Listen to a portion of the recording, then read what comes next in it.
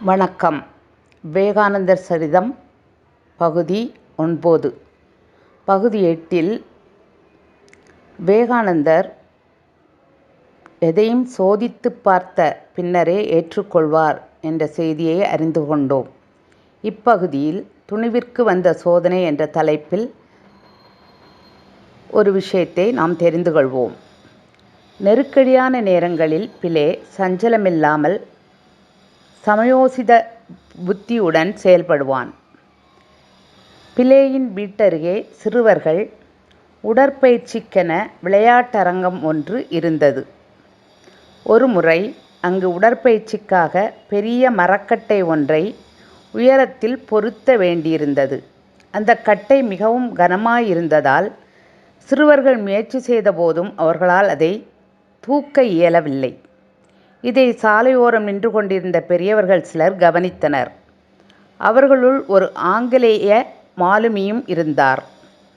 அவர் சிறுவர்களின் நிலையைக் கண்டு அவர்களுக்கு உதவ முன்வந்தார். சிறுவர்களே, அக்கட்டையை நிறுத்த நான் உதவி புரிகிறேன் என்று அருகே வந்தார். அவர் மிகவும் வலிமை கொண்டிருந்தார். சிறுவர்கள் துணையோடு அவர் அதை தூக்கி நிறுத்த முயன்றார். அப்போது எதிர்பாராத விதமாக கட்டை கை நழுவி கீழே விழுந்தது. அதனால் மாலுமிக்கு நெற்றியில் சிறிது காயம் ஏற்பட்டு இரத்தம் குபுகுபு என்று கொட்ட ஆரம்பித்து விட்டது. அவர் மயங்கி வீழ்ந்தார். சிறுவர்கள் இதைக் கண்டு மிகவும் பீதியடைந்தனர். அவர் இறந்து விட்டதாக எண்ணினர்.